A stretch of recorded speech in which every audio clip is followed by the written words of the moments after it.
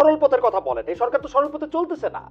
সরকারের 2টা সেকশন 4 রকমের কথা করতেছে। আমি আপনাদের দেখাইতে পারি যে যাই হোক, সেটা অনেক বড় আলোচনা, কমই হইতেছে। আর সরকার চলতেছে আসলে ইউটিউবের ইনফ্লুয়েন্সারদের কথাই, কিন্তু আসলে ইউটিউবের ইনফ্লুয়েন্সাররা সত্য মিথ্যক একটা কথা বলে এটা নিয়ে অ্যাক্ট করে, রিয়েক্ট করে, কি করে না করে সেটা আমি এখন আর এটা নিয়ে আমি বলতে চাই না। আমরা একটু প্রসঙ্গে আসি।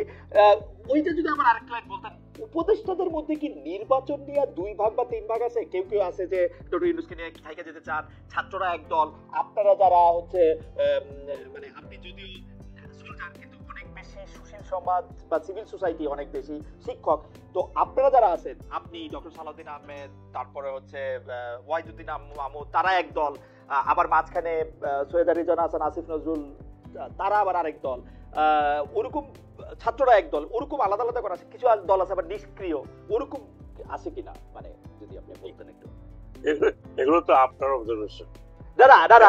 এইটা বলা আছে, আমার না, এর একটা বক্তব্য আমার না। মানে কেউ কেউ বলতেছেন কি স্যার, দেখেন যে প্রফেসর আসিফ নজরুল, ডক্টর সৈয়দা রিজওয়ানা হাসান, জনাব আদিলুর রহমান খান, তারা সবাই এক ডিপার্টমেন্ট থেকে এসেছেন, ল ডিপার্টমেন্ট। তারা অল্প একটু ছোট বড়, তারা একটা গোষ্ঠী, অ্যাটর্নি জেনারেল সহ। আবার কেউ কেউ বলতেছেন যে আপনারা যারা একদমই সিভিল সোসাইটি থেকে আসছেন, কেউ কেউ আপনাদেরকে বলতেছেন যে আপনারা যেহেতু রাস্তায় আন্দোলন করেন নাই, সেহেতু আপনাদের গায়ে আসলে এই অভ্যুত্থানের আঁচটা লাগে নাই, সেজন্য আপনারা এক পক্ষ, ছাত্ররা আবার এক পক্ষ।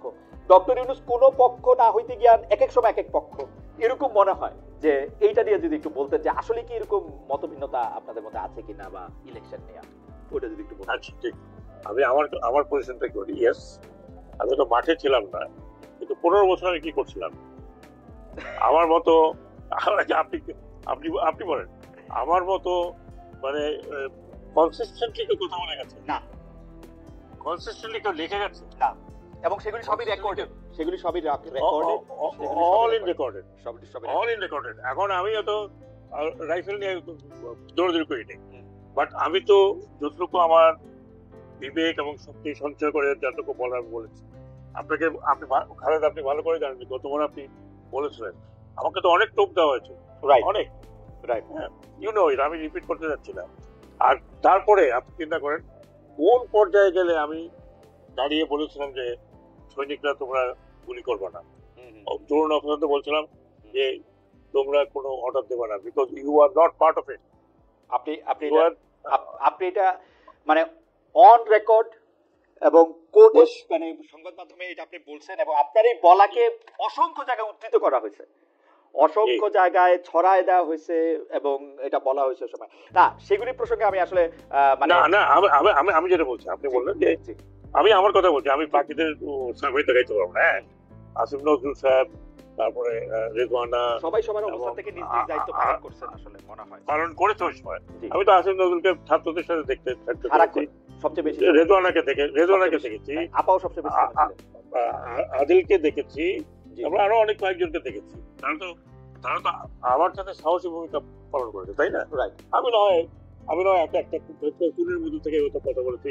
অনেক সময় আমি জিজ্ঞেস করতাম যে আমি গ্রে লিস্ট নাকি হোয়াইট লিস্ট নাকি রেড লিস্ট।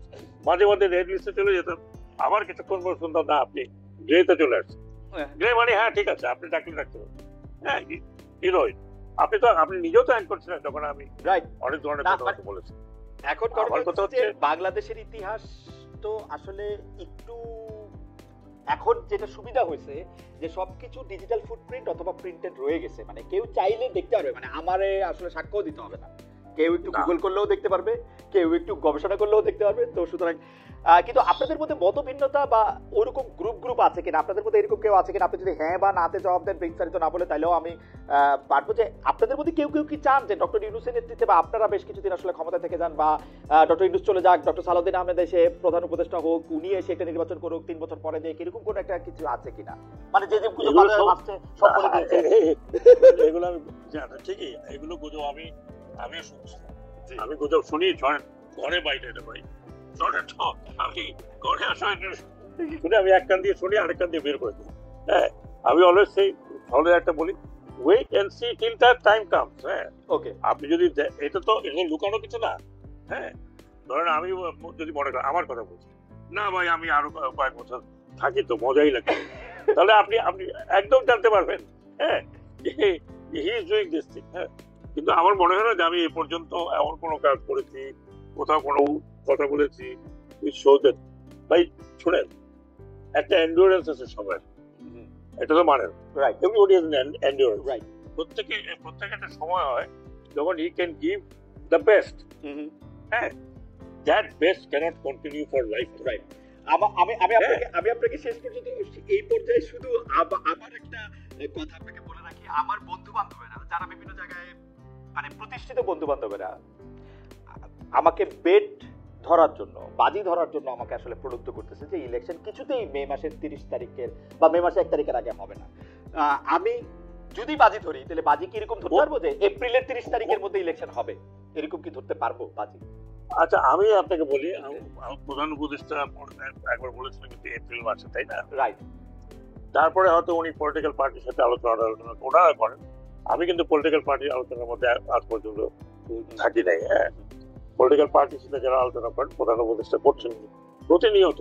হ্যাঁ, এবং ওনার যে সিনসিয়ারিটি, আমি তাকে সিনসিয়ারিটির বাইরে আমি দেখিনি। একটা কথা আমি ওনার মুখ দিয়ে কখনো শুনিনি।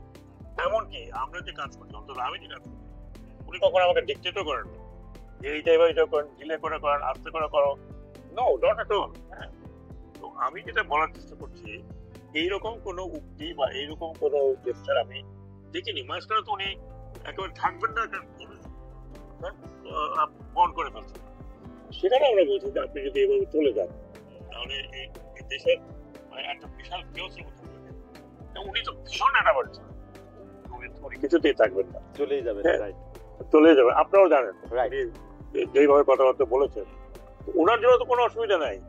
উনি যেখানে যাবেন, উনি he is the one person Bangladesh should be very proud of, আমি মনে করি। তিনি যেখানে দাঁড়ান, হ্যাঁ, এমন কেউ নাই যে ওনার সাথে সেটা আমরাও বহুবার দেখেছি। এবং আপনার ক্ষেত্রে আমি এটা বলতে পারি, উপদেষ্টা পরিষদে এরকম সদস্য যাদের নাম আমি বললাম তাদের সবারই আসলে একই অবস্থা, মানে তাদের কোনো মানে এমন না যে। কিন্তু প্রশ্নটা হলো যে আপনারা অনেক সময় হয় না, আপনারা হোয়াইট ম্যানস বার্ডেন অনুভব করেন কিনা, যেটা আপনারা মনে করেন না দেশের ভালোর জন্য আবার থেকে যেতে হবে। ডক্টর মাহমুদ, এই হোয়াইট ম্যানস বার্ডেনটারে আমি ভয় পাই আসলে। যে